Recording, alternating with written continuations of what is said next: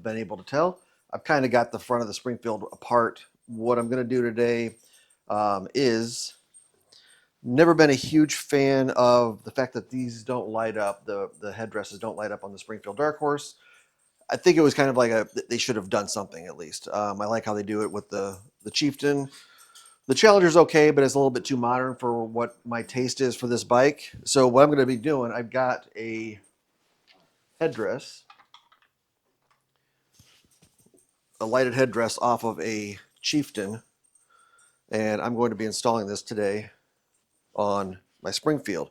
So it's going to entail a couple things. One of them, and it's why I would have the front end apart, I was doing a little bit of recon to figure out where the wire plugs in, because there, if you guys don't know, there is a wire already wired to the bike that will accept this plug, and it's just plug and play. So good news is it's plug and play. Bad news is the headdress, as you can see, is a little bit bigger on the lighted one, and since this is not lit, we're probably going to drill some holes, I'm pretty sure, and snake the wire down here. So let me get started on that.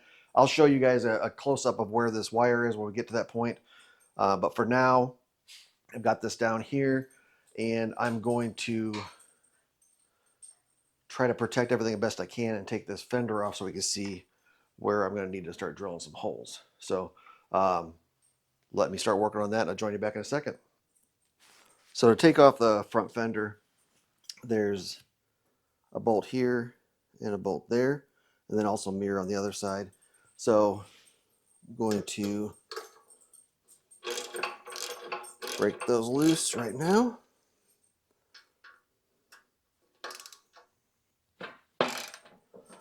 And then carefully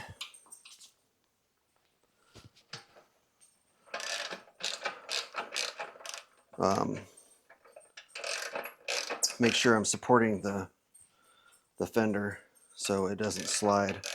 We don't want to scratch it up. So let me concentrate on this and get this done. All right, once you have the bolts out, just gently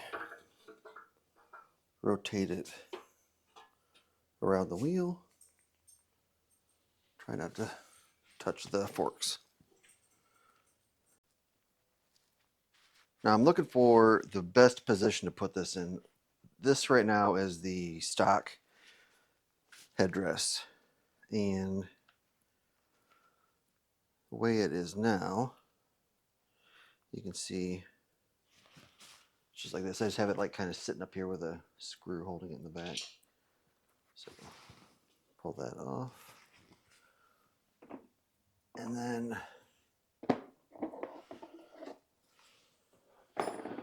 here's what we're dealing with on the Chieftain. We've got a stud here at the rear, we've got the power, and then we've got a stud at the front. So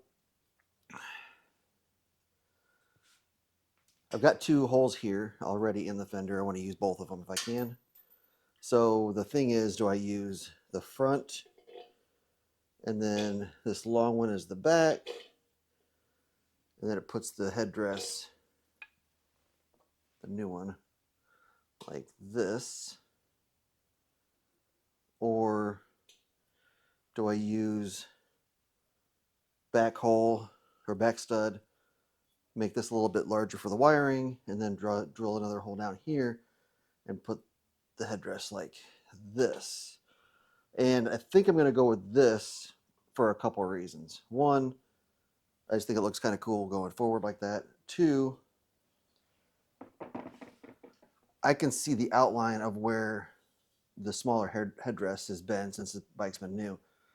If I use this back hole, make this one just a tad longer, wider, and then do another one up here, if I ever wanted to go back to the unlighted headdress, this in this position would cover up all those holes. So it wouldn't be me buying a new fender. So that is what I have decided to do. This long hole show you what it looks like. So this long hole is going to be my back. And then I'm going to drill this a little bit larger to handle the wiring and the plug at the end. And then right in line, I'm going to drill another hole right about here to line up with that front stud. I've been looking at this for a while, trying to get the nerve to drill holes into my bike. So we are about at the time when I either gotta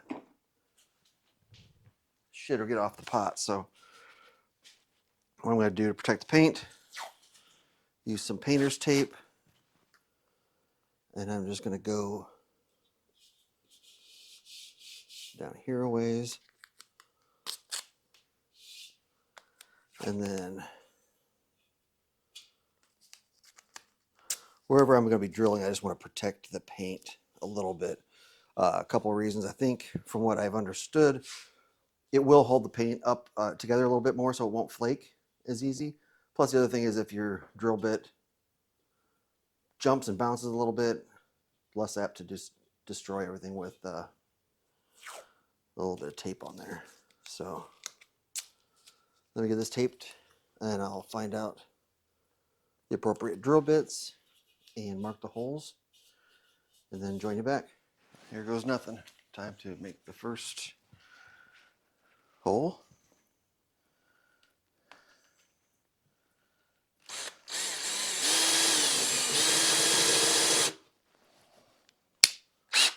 Try to go a little faster than that.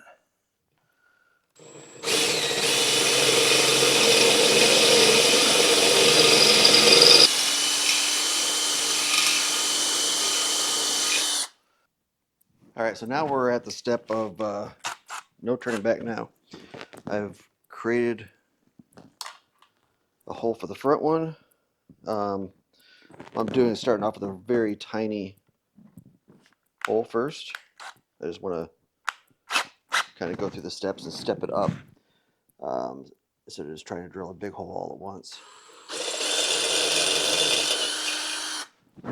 So I'm going to use an abundance of caution. Let me step these up and then I'll join you back. I'll leave a link for the drill bit sizes for this hole and what I end up with this on here. I'll put those up here or down here somewhere on the video. So let me finish these up. All right, so I made 3 holes. Well, I made one hole bigger and I made a new hole. So these all line up. Everything looks like it is fitting. I've got the wire running through the center one, and then these 2 studs are going in the appropriate holes.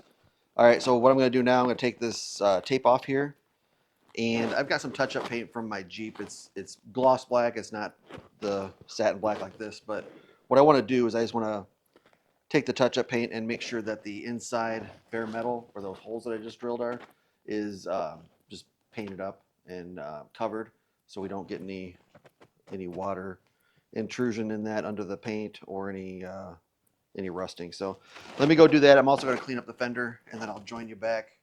I think I'll probably just try to at least get it to the point where everything is bolted on here on the fender. I'll flip it upside down. So everything looked like it turned out well. Got this mounted on here with the 3 holes that I now have in the fender. And down here, I used some touch-up paint from my Jeep. Again, it's gloss black, but I just wanted to make sure that the bare metal was covered. Now what I'm going to do is I'm going to try to clean in here a little bit because I need to get a good way to route and hold the this line out of the way so it doesn't get caught in the tire. So I'm going to put some zip tie mounts here along here, and then we'll route it up to where it needs to be. So I'm going to try to clean this up a little bit. I might try to use some alcohol just because, you know, this is filthy in here. And I want a good clean surface for the the 3M to adhere. So I'll show you what I'm using.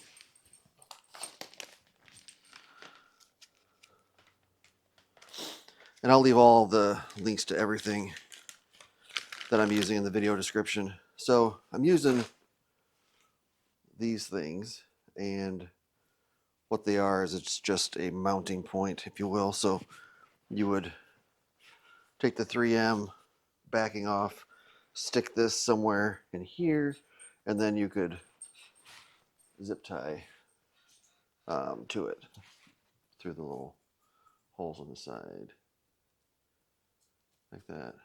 So I use these on a bumper video I did on the Jeep, and they hold pretty good. So that's what I'm going to try to use for this. All right, let me get this cleaned up. All right, so what I've got here is I've got the three of these little things. I don't know, the little anchors for zip ties. I've got one here, here, and here. I'm putting those there, and I'm going to put one right here, just so I can keep this somewhat tight. I don't want it to hit the tire, so maybe I'll put one here, and then another one up here as it gets closer to this. So let me get those done. We'll get it zip tied, and I'll show you what it looks like before I put it on the bike. All right, so with these all in place, you'll see one here, one there, there, and there. What I do is I'm going to take the zip tie, and what you're going to want to do is take where we've got the little ends here. You're going to put the zip tie through it like that, and then you can use a zip tie like that, so it'll just tighten it to whatever you're using. You can also go like through here on the side if you wanted to. These just make it like a nice little anchor point.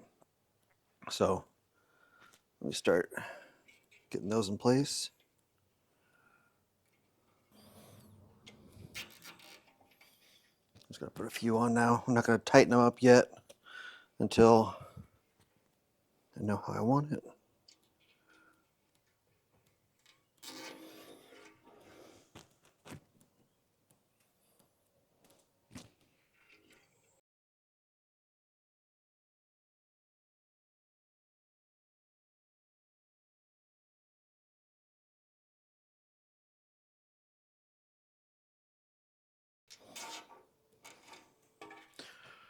All right, so I've got these on here. I'm going to start tightening them down a little bit just to make sure I got the right amount of slack so that it hugs the inside of the fender as much as possible. And then once I get these tightened down, I'm going to use these snips, cut off the excess, make sure it's all tucked in, and then I'll get it on the bike. And so as you can see, the fender's on, and that is just 4 bolts. There's these two, and then their mirror on the other side. I'll leave the size of the bolt, the size of the Allen head down here in the on the video. So the head's tightened up. The wire is right here. I'm going to run this up and snake it up here and attach it to the brake line and the ABS line, and have that going up into the housing up here with the headlight, and I'll show you where that plugs in. All right, so we are on the clutch side of the nacelle over here on the back side of it, and you'll see some wires. So on the left side, it's coming out of the front of the nacelle in a bundle. There's this one black male end. Hopefully you guys can see it by where my finger is. And that is what we are going to plug our female end in here. So this end, let's see if we can get a really good shot of that. That's what the headdress looks like. And that's going to plug in to this. So once you plug that in, and then again, I'm gonna excuse me. Then again, I'm gonna zip tie this all the way up here so it looks cleaner and tucks in. So let's get that at least plugged in for now. There it goes. Here's a nice little click. And then right now I've got my nacelle just kind of zip tied up here so it doesn't fall and destroy the fender. But I'll give you a little taste what the fender's gonna look like when I turn it on. You see that it lights up.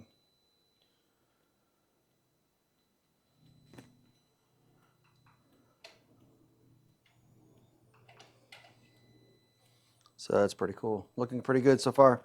All right, so I'm gonna button up this nacelle, which is, it's a heavy, big piece of aluminum up here, and it's kind of awkward, so it's a pain in the ass. I don't wanna film it because there might be some cussing involved.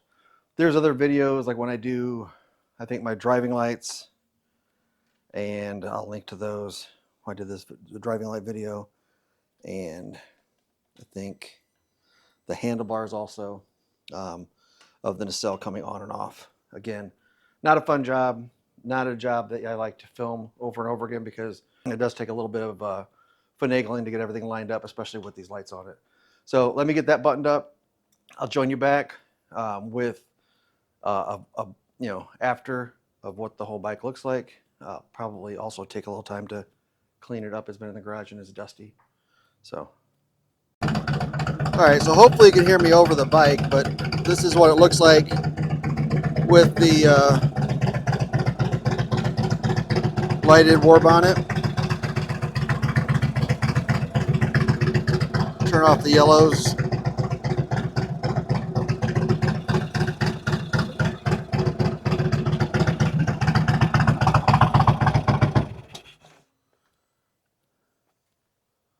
So there's what it looks like. See where I put the cable?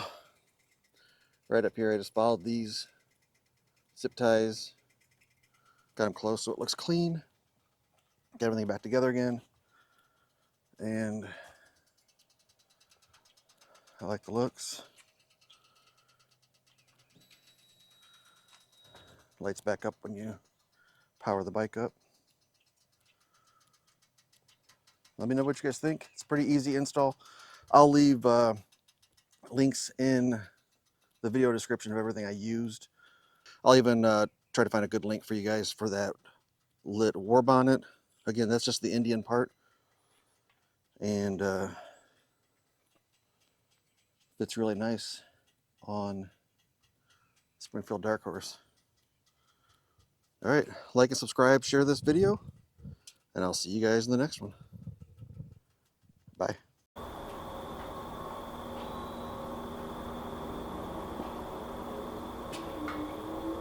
You're still here? It's over. Go home. Go. Click on some other videos, but go home.